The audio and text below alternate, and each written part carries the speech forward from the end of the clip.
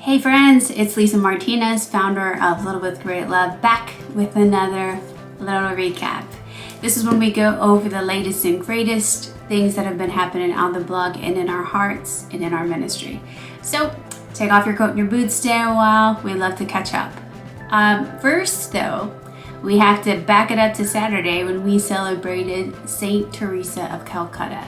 So in case you didn't know, our inspiration for our ministry came from Saint Teresa of Calcutta's Small Things with Great Love and Saint Teresa of Lisieux's Little Way. So hence Little with Great Love.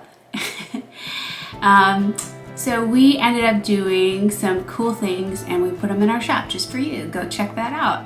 We have some free phone wallpaper there, and it is just a way to keep that inspiration top of mind about the ways that we can impact our world by doing small things with great love. So go grab that from the shop and be inspired.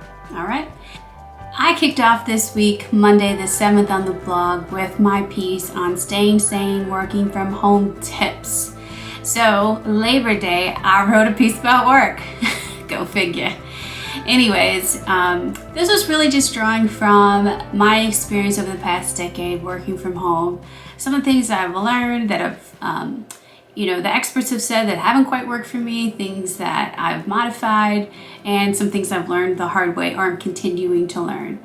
I think a big one really is about productivity, and this can be difficult based on this American mindset we have of being super, super productive. And really, I take some time to address that, and so does Padre Pio. I share that on the blog as well. Also, one of my favorite tools that I've been using, which I'll share more about in the future, and just all kinds of good tips and such there.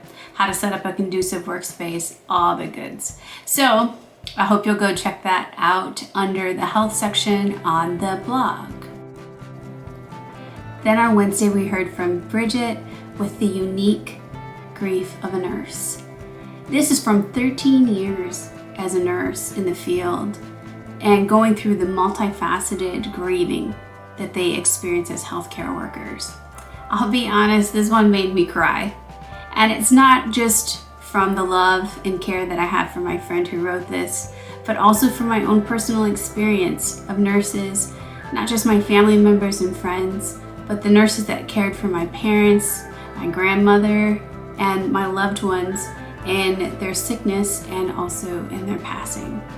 Nurses are so much more, y'all, than just healthcare providers. They do so much for the patients and families that they care for.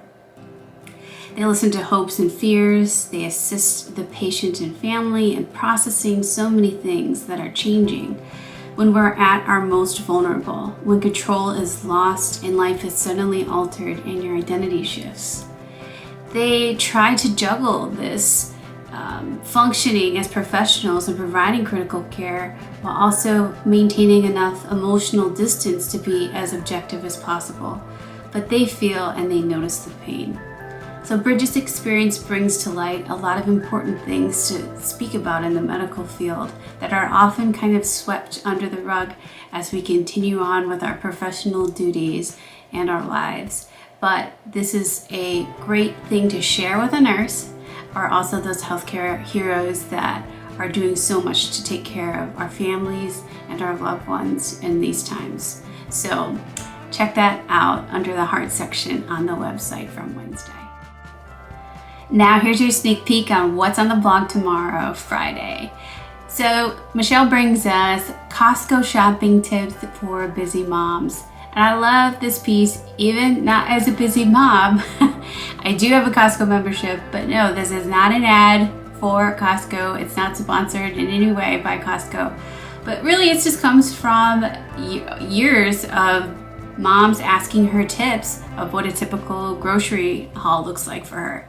So, diapers, pull-ups, and wine aside, Michelle put together a list of all the things that she gets from Costco for her big family on a regular basis, and for some of the items, why they love them and how they use them. So I picked up some great tips on this myself, again, for a family of two. Whatever your family, whether you have Aldi or a Walmart or Kroger or whatever, HEB like we have here in Texas, go check that out for some cool tips for shopping for your family, shopping for yourself. All right? Hey, we're new on YouTube if you didn't hear, so please go subscribe. We'd appreciate that. And we're also Instagram, Facebook, and Pinterest. Stay in touch, guys. We'd love to hear from you. Please don't be shy. And as always, we love to join you on this restoration journey. So thanks for being with us, and see you next week on the Little Recap. Bye.